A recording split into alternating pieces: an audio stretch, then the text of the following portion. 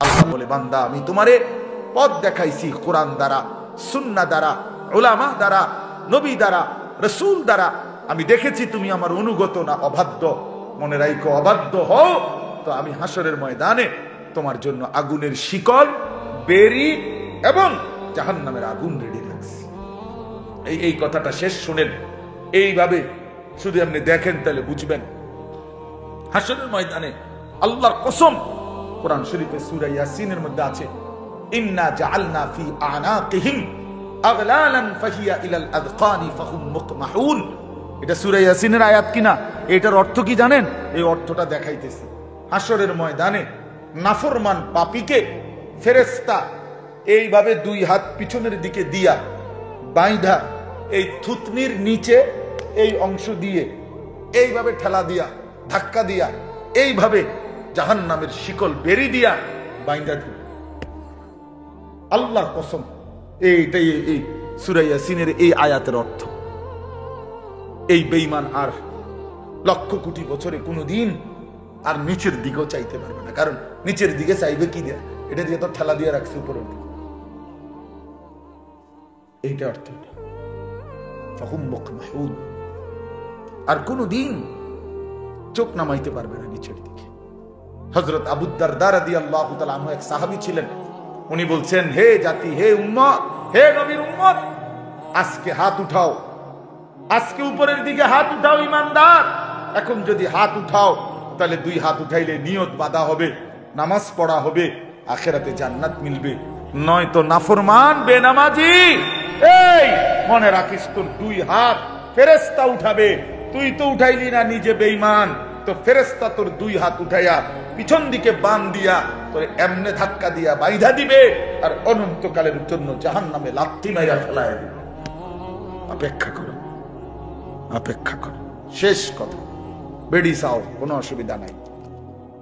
মোবাইলে মানুষের বেডি দেখো, চরিত্র নষ্ট করে ফেলো, আখলাক বরবাদ করে ফেলো, দেখবে একদিন দেখতে দেখতে কবরে চলে যাবে। এই হাসি থাকবে না, এই রঙের রসের দুনিয়া থাকবে না, আমারও না আপনারও না। ঠিক কিনা বলে? খালাস, চলেন আমরা ফিরতে চেষ্টা করি, নিজেকে বদলাই, আখিরাতের ফিকির করি, কবরের ফিকির করি। যুবকেরাও, বয়স্করাও, নারীরাও, পুরুষরাও বলেন ইনশাআল্লাহ। 30 নম্বর পারা, কোরআনুল কারীমের 101 নম্বর সূরা। সূরাটির নাম হচ্ছে আল কারিআহ। এই সূরাটা তেলাওয়াত করেছি ইনশাআল্লাহ। এই ছোট্ট সূরাটি অল্প একটু সময়ের মধ্যে আপনাদের সামনে সংক্ষিপ্ত তর্জমা এবং সামান্য কিছু কথা আরজ করতে চাই। আল্লাহ তাআলা আমাদেরকে তৌফিক দান করেন। একটা অনুরোধ হলো, ছেলেরা তোমরা, বাবারাও, বিশেষ করে নওজোয়ান ছেলেরা, কেউ হাতে ধরা মোবাইল এটা উঁচু করা যাবে না, হাতে ধইরা রেকর্ড করা যাবে না। কারো হাতের মধ্যে, এই যে একজন দাঁড়াইছিলেন, দাঁড়ানোওয়ালারও বলি, একজনও না, যতক্ষণ আল্লাহর কথা শুনেন মনোযোগ দিয়ে, ওলামায়ে কেরামের চোখের দিকে তাকায় বয়ান শুনে, এতে ফায়দা হবে, লাভ হবে। আর নাই তো চলে গেলে ভালো, না শুনলেই ভালো, কিন্তু মনোযোগ জরুর। মনোযোগের মাধ্যমে পরিবর্তন হয়, জীবনে বিবেক জাগে, অনুভূতি জাগে, নিজের ভিতরে অনুভূতি আসে। ওয়াহদি ইলাইহি মান ইউনিব, আল্লাহ তাআলা বলেন, যে আল্লাহর দিকে ঝুঁকে আসে আল্লাহ তার চাইতে এগিয়ে হেদায়েত দিয়ে দেয়। তাহলে ঝুঁকতে হয় মানে আগ্রহ দেখাইতে হয়, নিজের মধ্যে গ্রহণ করার মানসিকতা থাকতে হয়। আপনি যদি মনে করেন আই ফাটতাম না, হুজুর যত কথা এখন আই ফাটতাম, তো হইছে, সারছে, আমি তো ফাটতেন না, আর আপনার বলে লাভ কি? অথচ এইমাত্র শুনছেন যে আমাদের মুফতি মাসুম ভাই, এই যে মাত্র যিনি অল্প একটু কথা বললেন, এইটা আপনারা শুনছেন যে আল্লাহ তাআলা প্রত্যেকটা মানুষকে আল্লাহকে মানার পুরা যোগ্যতা দিয়েই পৃথিবীতে পাঠায়। কুল্লু মাউলুদিন ইউলাদু আলাল ফিতরা। কোরআন শরীফে আছে ফাআকিম ওয়াজহাকা লিদ-দীনি হানিফা ফিতরাতাল্লাহিল্লাতী ফাতারান নাসা আলাইহা।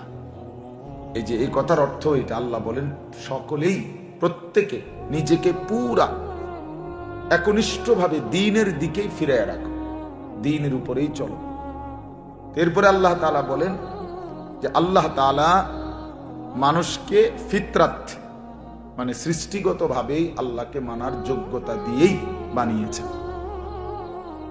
লা তাবদীলা লিখালকিল্লাহ, এই যোগ্যতাটা আল্লাহ তাআলা কখনোই নষ্ট করেন না। এজন্য মানুষকে আল্লাহ তাআলা ইবাদতের যোগ্যতা কখনোই রহিত করে না। যত নাফরমানি করুক আল্লাহ অপেক্ষায় থাকে, যদি কোনোদিন আমার বান্দা তওবা করে, যদি কোনোদিন আমার বান্দা ফিরে আসে। 30 বছর সেজদা দাও না, তো ঠিক আছে, আর সেজদা দেওয়ার যোগ্যতাই দিলাম না, এটা যোগ্যতাটাই নষ্ট করে দিলাম না, এমন করে না। তার মানে বান্দাকে আল্লাহ তাআলা শেষ মুহূর্ত পর্যন্ত আল্লাহকে মানার যোগ্যতা দিয়ে রাখছে, এবং আল্লাহ তাআলা শেষ মুহূর্ত পর্যন্ত তওবার সুযোগ দিয়ে রাখছে। ইন্নাল্লাহা ইয়াকবালু তাওবাতাল আবদি মা লাম ইউগাররির। রাসূলুল্লাহ সাল্লাল্লাহু আলাইহি ওয়াসাল্লাম বলেন, নিশ্চয়ই আল্লাহ তাআলা বান্দার তওবা কবুল করেন মা লাম ইউগাররির, মৃত্যুর শেষ যেই নিঃশ্বাস গরগরা ওইটা আসার আগ পর্যন্ত, ওইটা আসার আগ পর্যন্ত। তাহলে এই জন্য এই কথাটা জরুরি যে আমরা বুঝার নিয়ত থাকলে, গ্রহণ করার নিয়ত থাকলে তাহলে সম্ভব, এটা সম্ভব। আর দ্বীন ইউসরুন, দ্বীন সহজ, নবীজি বলছেন। তবে কার জন্য? লিমান আমিলা বিহা, যে সিদ্ধান্ত নেয় আমল করবে, সে তার জন্য এটা সহজ। আমি যদি সিদ্ধান্ত নেই যে আমাকে ফজরের নামাজ পড়তেই হবে, এছাড়া আমার কোনো উপায় নেই, তাহলে সহজ। আর যদি সে সিদ্ধান্ত নেয় তার ভিতরে কোনো মানসিকতাই না থাকে, তো তার জন্য কখনোই সম্ভব না। এজন্য মানুষের প্রতিটা কাজের পরিকল্পনা, এই পৃথিবীর যে কোনো বিষয় মানুষের দিলে আগে আসে, এটাই সিস্টেম।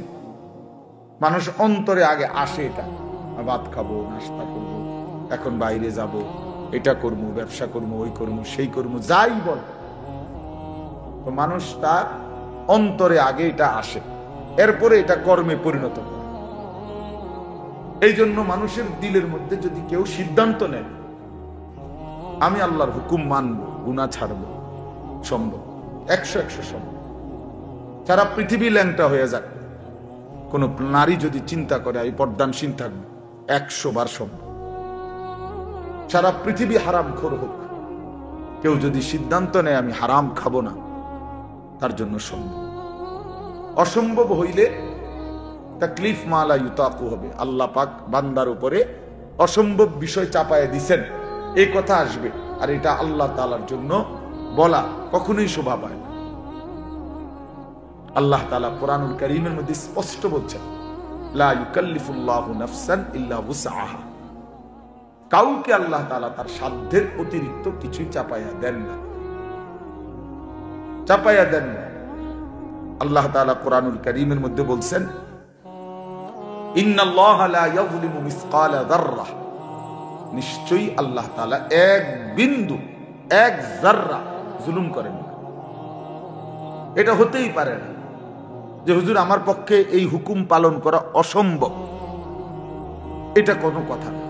এটা মুসলমানের কথা হইতে পারে না, এমনকি এটা কোনো মানুষের কথা হইতে পারে। এটা বলতে পারে একমাত্র সে যে মূলত নিজেকে বুঝছে যে আমি হলাম একটা ছাগল,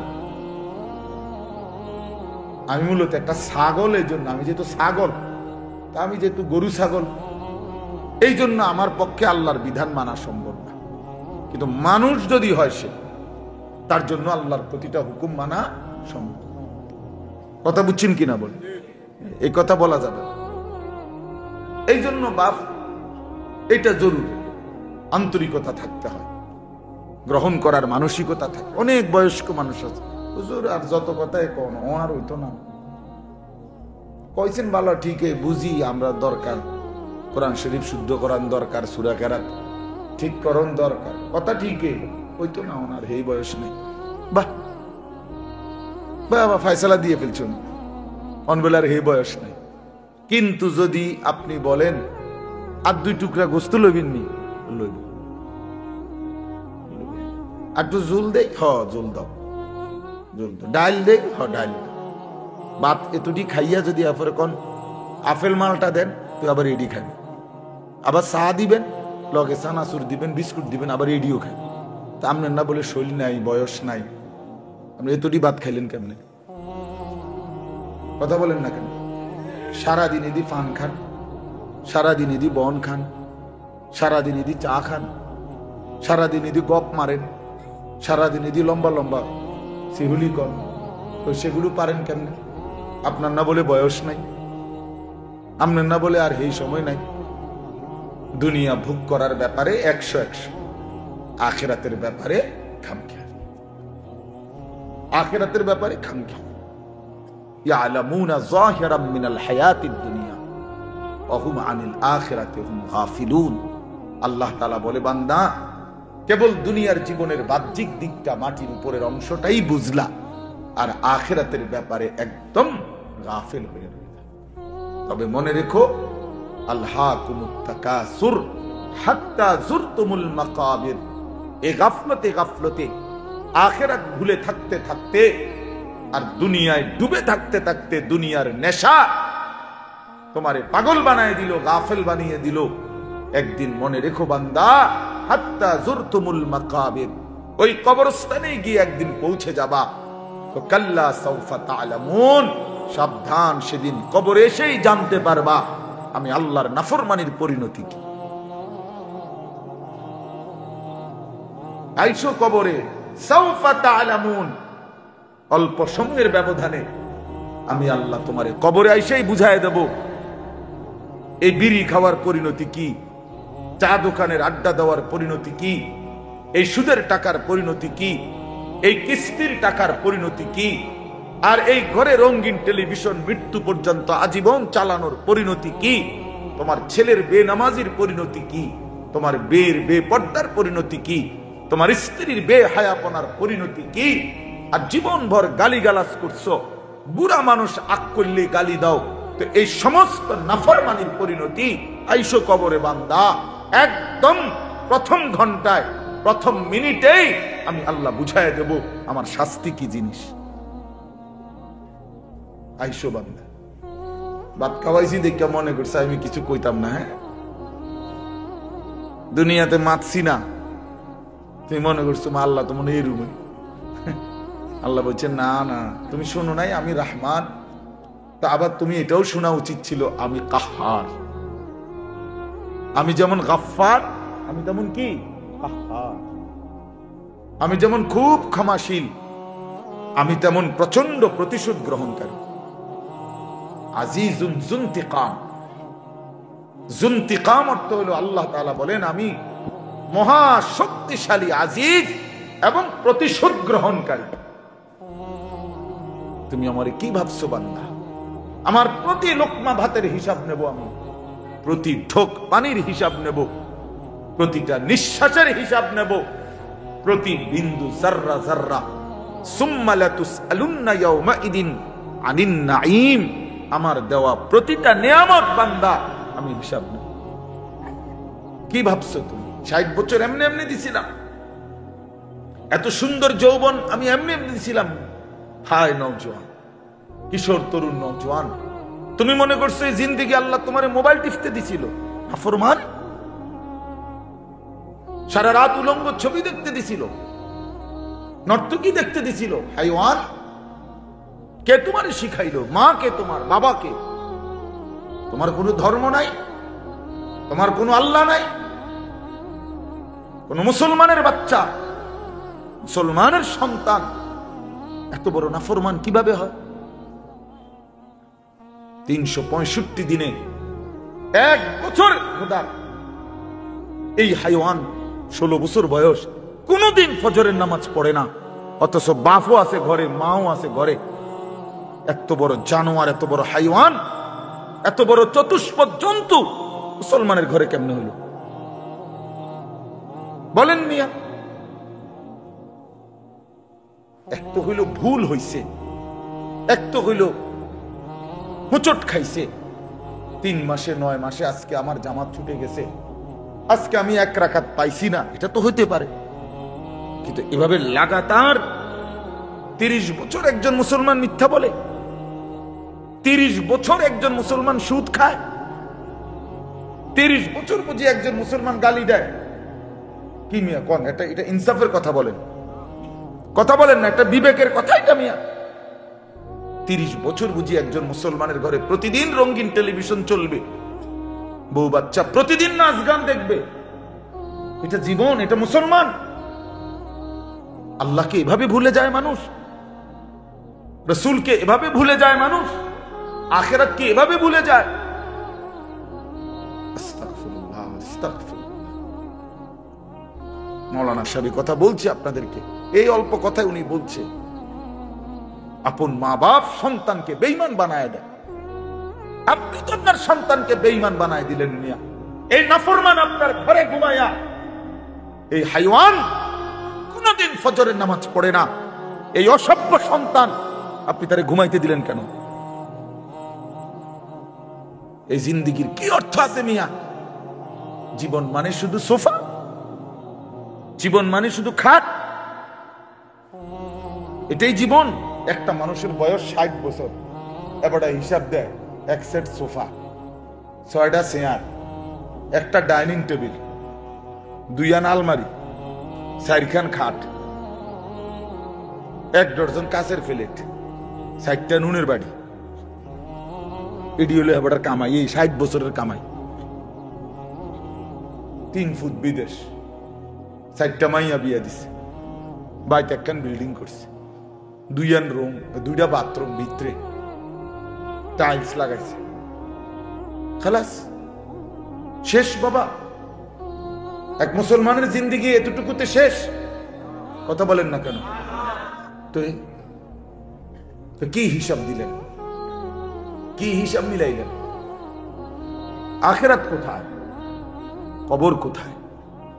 পরকাল কোথায়? হাসরের ময়দান কোথায়? সেটা কার জন্য? সেটা কে সাজাবে? সেটা কে সাজাবে? অহুম আনিল আখিরাতে হুম গাফিলুন। আল্লাহ বলেন, হায় বান্দা, আখিরাতের ব্যাপারে গাফিল হয়ে রইলা। ইকতারাবা লিন-নাসি হিসাবুহুম ওয়া হুম ফি গাফলাতিন মুরিদুন। আল্লাহ বলে, বান্দা, হিসাবের সময় তো একদম ঘনিয়ে গেল, কাছায় গেল, আজও তো তুমি আমি আল্লাহ থেকে বিমুখ হয়ে গাফিল হয়ে রইলা। অথচ কিয়ামত তো খুব কাছাকাছি। আচ্ছা, কিয়ামত মানে আরো দেরিতে হইব, কিন্তু আপনি মরে গেলে তো আপনার কিয়ামত, আখিরাত শুরু। আমার পরে নইলে পৃথিবী একবারে, মনে করেন আমি মরে যাওয়ার পরে পৃথিবীর সব মানুষ চাঁদের দেশে গেছে গা, আধুনিক হইয়া সবার বাসা বাড়ি এখন চাঁদের দেশে, তো আমার কি লাভ? কথা বুঝছেননি আমার কথা? আমার কি লাভ? বাকি মানুষ বুঝছি আমি একের মঙ্গল গ্রহে গেছে গা, যাক না, আমার ফায়দা কি? আমার বাপ এই জন্য হিসাব কর। আল কাইয়িসু মান দানা নাফসাহু। নবী সাল্লাল্লাহু আলাইহি ওয়াসাল্লাম বলেন, বুদ্ধিমান সে যে নিজের হিসাব করে। মান দানা নাফসাহু, যে নিজের হিসাব করে। ওয়া আমিলা লিমা বাদাল মাউত, এবং মৃত্যু পরবর্তীর জন্য আমল করে। মৃত্যু পরবর্তীর জন্য আমল করে, আখিরাতের ফিকির করে, সে বুদ্ধি। আল্লাহর কসম বাপ, দুনিয়া আপনি যেদূর পারেন এদূর করে যান, এর বেশি দরকার নাই। আপনার পরে বাকিরা আবার করুন, আপনার পরে আপনার ফ্যামিলি থামবে না। আমার দাদা মরার পরে আমার বাপে কামাই রোজগারি বন্ধ করে না। আমার বাপ মারা গেছে আজকে 9 বছর আগে, তো বাবার মৃত্যুর পরে আমরা রোজগার বন্ধ করে দিছি, তো পৃথিবী তো বন্ধ হয় না। দুনিয়া 3 পুরুষ মিলাইয়াও সাজাইতে পারে বাড়ি। দাদায় বাড়ির ভিট বাঁধা গেছে, বাপে মনে করেন ছাদ দিয়া গেছে 1 তালার, তো এরপরে ফুতে আইসা হয়তো চারিদিকে ওয়াল টোয়াল উঠাইয়া আস্তর কইরা টাইলস টুইলস লাগাইয়া রোম টোম ঠিক কইরা এখন থাকে, এমন হইতে পারে না? তাহলে দুনিয়া এই ঘর 3 পুরুষ মিলাইয়া সাজাইছে, এটা হতে পারে দাদা বাপ পুত, কিন্তু আল্লাহর কসম কবর নামের ওই ঘর যেটা মাটির নিচে, এটা আপনারটা যদি আপনি না সাজান তা আপনার ছেলে আপনার নাতি কিয়ামত পর্যন্ত আর কেউ সাজায় দিতে পারবে না। আমার আব্বা ইন্তেকালের সময় আমরা 5 ভাইয়ের কোনো ঘর ছিল না, একটা ঘরও না আমাদের ছিল। আমরা একটা সরকারি বাসায় থাকতাম কুমিল্লা শহরে ঠাকুরপাড়া, সরকারি লিজের বাসা, সরকারি ট্যাক্স দেওয়া বাসা। এখন এটা ফেরত দিয়ে দিছি, 9 বছরের মাথায় সরকারের ঘর সরকারে দিয়ে দিছি, স্বেচ্ছায় নিজেরা অফিসে গিয়ে দিয়ে ধরেন আমরা ঘর লাগতো 9 বছরের ব্যবধানে আলহামদুলিল্লাহ 5 ভাইয়েরই আলাদা আলাদা বিল্ডিং হয়েছে, ঘর হয়েছে, সবাই ঘরেই থাকি। তাহলে বুঝাইতে চাইলাম এটা দুনিয়া মিলেই যায়, দুনিয়া হয়েই যায়। যে সন্তান এতিম সেও বড় হয়ে যায়, যে সন্তান জন্মের সময় বাপকে দেখে নাই একদিন সেও বড় হয়, বাড়ি করে, ঘর করে, বিয়া করে, বাচ্চা কাচ্চা হয়, উপার্জন করে। দুনিয়া আমনের লেগে আটকাইবে না, আখিরাত আটকায় যাবে, কবর আটকায় যাবে। আপনি যদি ছেলের দুনিয়া সাজায় দিতে না পারেন আল্লাহর কসম কিচ্ছু হবে না, দুনিয়া চলেই যাবে, কিন্তু আখিরাত আটকায় যাবে, আখিরাত কবর আটকায় যাবে। আখিরাত সাজাইতে হয়, আখিরাত বানাইতে হয়, আখিরাত গড়ে নিতে হয় নিজেরও সন্তানের। এই জন্য আল্লাহ তাআলা বলছেন ইয়া আইয়ুহাল্লাযীনা আমানু কু আনফুসাকুম ওয়া আহলিকুম নারা, হে ঈমানদারগণ নিজেকে এবং নিজের পরিবারের সদস্যদেরকে জাহান্নামের আগুন থেকে বাঁচাও। এটা দায়িত্ব, এটা কি দায়িত্ব। ছেলেটা খাটে না, ঘুমাক, প্রয়োজনে মাটিতে ঘুমাক, কিন্তু আল্লাহকে সেজদা করতে হবে। আমাদের কওমি মাদ্রাসার লক্ষ লক্ষ ছাত্র সারা পৃথিবীতে মাটিতেই তো আমরা ঘুমাই। দাওরায়ে হাদিসের বড় ছাত্র মাটি ঘুমায়, নুরানির বাচ্চাও মাটিতে ঘুমায়। তো ঘুমায় তো মাটিতে, কিন্তু ডাক দেয় আরশে আজিমের মালিক মহান আল্লাহকে, সম্পর্ক রাখে আরশে, ঘুমায় জমিনে, ঘুমায় জমিনে। আমকে আলী মনে করছেন একটা বাচ্চা 2 রাকাত নামাজের সমস্ত নিয়ম কানুন শিখাইছে। বহু বদনসিব মুসলমান 60 বছরেও কোনোদিন ঠিক মতো দোয়ায়ে কুনুত আত্তাহিয়াতুটাও পড়তে পারে না, এমন দুর্ভাগা মুসলমান নাই? তাহলে সেই মুসলমানকে জিজ্ঞাসা করেন, বাপ 60টা বছরে এই মালিকের জমিনে কি পরিমাণ ভাত খাইলা, কি পরিমাণ আলো বাতাস, মালিকের এত বড় সৃষ্টি জগৎটা তুমি ভোগ করলা, তোমার দেহের সমস্ত অঙ্গ ভোগ করলা, বিনিময়ে সেই মালিকের নামটাও ঠিক মতো লইতারো না। সেই মালিকের কালাম আল্লাহর কোরআন দেখে দেখেও কদ্দুর সাইয়াও শুদ্ধ করে পড়তারো না, কিত্তা ভাত খাইলে এতটি ভাত? দুনিয়া এতগুলো ভাত কেন খাইলা? কি ফায়দা ছিল, কি দরকার ছিল, কি লাভ ছিল? এই জন্য আপনাদের কাছে আমার অনুরোধ, বাবা, মহান আল্লাহ পাক রব্বুল আলামিন বলছে, বান্দা গোটা দুনিয়া ইন্না জাআলনা মা আলাল আরদি জিনাতাল লাহা, আমি আল্লাহ গোটা জমিনের সব কিছু সৌন্দর্যময় করে সাজিয়ে চমৎকার করে, আচ্ছা এই ডেকোরেশনের এই প্যান্ডেলের এটা যদি এতটা একটু সুন্দর মনে হয়, তো গোটা কায়নাত কতটা সুন্দর, ফুল কত সুন্দর, ফল কত সুন্দর, এক একটা পাখি কত সুন্দর, এই আসমান কতটা সুন্দর, এই জমিন কতটা সুন্দর, এক মানুষের চেহারা কত সুন্দর, এক কোলের মাসুম বাচ্চার চেহারা কত সুন্দর। আমি তো প্রায় বলি যে গোটা পৃথিবীতে, পৃথিবী বাদ দিলাম, বাংলাদেশের তো অসংখ্য জেলায় আলহামদুলিল্লাহ আল্লাহর দয়ায় আজ 21 বছরে আমি কত জায়গায় গেছি, এই ওয়াজের জীবনে কত কিছুই তো দেখলাম। কিন্তু আমার 3 বছরের একটা ছোট মেয়ে আছে, আমার ছোট মেয়ে সুমাইয়া নাম, তো আমারই ছোট মেয়ে ওই যখন হাসি দেয় আমার কাছে মনে হয় আলহামদুলিল্লাহ গোটা পৃথিবীর মানুষের বানানো সব সুন্দরের চাইতে ওইটা সেরা। ওই বাচ্চার মুখের হাসি কি অসাধারণ সুন্দর, কি অসাধারণ সুন্দর।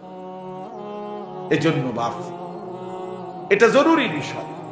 আল্লাহ তাআলা বলে, বান্দা গোটা জমিন আমি আল্লাহ তোমাদের জন্য সাজিয়েছি, তোমার জন্য, তোমার জন্য।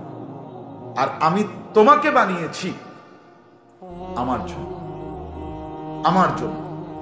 सारी दुनिया तेरे लिए, तू सिर्फ मेरे लिए। আল্লাহ বলে, বান্দা तमाम দুনিয়া তোমার জন্য, তুমি শুধু আমার জন্য। কার জন্য? আল্লাহর জন্য। আমি কার জন্য? দুনিয়া কার জন্য? আমার জন্য। দুনিয়া আমার জন্য, আমি আল্লাহর জন্য। আল্লাহর জন্য। খালাকতুল আশিয়া আলি আজালিক ওয়া খালাকতুকা লি। সবকিছু বানিয়েছি তোমার জন্য, তোমাকে বানিয়েছি আমার জন্য, আমার জন্য। এই জন্য আপনাদের কাছে আমার অনুরোধ, মেহেরবানি করে এই সমস্ত ওয়াজ মাহফিলের মূল মাকসাদ এটাই বাবা। আমি বক্তা, অমুক বক্তা, তমুক বক্তা, প্রধান বক্তা, বিশেষ বক্তা, অল্প বক্তা, সাংঘাতিক বক্তা, যাই কোন সব মিলাইয়া এক কথা, আমরা আখিরাতের ফেরিওয়ালা। কিসের ফেরিওয়ালা? আখিরাতের। আমরা কবরের ফেরিওয়ালা, আখিরাতের ফেরিওয়ালা। আমরা আপনাদেরকে কবর মনে করাই, আমরা আপনাদেরকে আখিরাত মনে করাই, আমরা আপনাদেরকে পরকাল মনে করাই। বাবা দুনিয়া সাজাইলে তেমন কিছু আসে যায়, আখিরাত সাজাইতে হয়। আমরা আখিরাত মনে করাই। ফাআনযারতুকুম নারান তালাযযা। আল্লাহ বলে, বান্দা আমি তোমাদেরকে প্রজ্বলিত আগুন, জাহান্নামের আগুনের ভয় দেখাচ্ছি, ভয় দেখাচ্ছি। রাসূলুল্লাহ সাল্লাল্লাহু আলাইহি সাল্লাম প্রথম দিন, যেদিন প্রথম মক্কার কুরাইশদের কাছে সর্বপ্রথম যেদিন কালেমার দাওয়াত দিছে, প্রথম যেদিন, সেদিনই নবী বলছে, ইন্নী নাযীরুন লাকুম বাইনা ইয়াদাই আযাবুন শাদীদ। আমার জাতি হয়ে আমার কওম, আমি তোমাদেরকে একটি ভয়ানক আযাবের ভয় দেখাচ্ছি। এক ভয়ানক আযাব, সামনে এক জাহান্নামের কঠিন আযাব, সামনে কবরের এক ভয়ানক আযাব। নবী সাল্লাল্লাহু আলাইহি ওয়াসাল্লাম বলছেন, মা রাআইতু মানজারান কাত্তু ইল্লা ওয়াল কবরু আফযাউ মিনহু। আল্লাহর নবী সাল্লাল্লাহু আলাইহি ওয়াসাল্লাম বলেন, উম্মত, নবী নিজে বলছেন যে উম্মত, কবরের আযাবের চাইতে ভয়ানক কোন দৃশ্য আমি রাসূল জীবনে কখনো দেখি নাই। আচ্ছা, নবীজি কি কথাটা এমনি এমনি বলছেন, বানায় বানায় বলছেন? তাহলে রাসূলুল্লাহ সাল্লাল্লাহু আলাইহি ওয়াসাল্লাম বলেন, কবরের আযাবের চাইতে ভয়ানক কোন দৃশ্য আমি রাসূল দেখি নাই।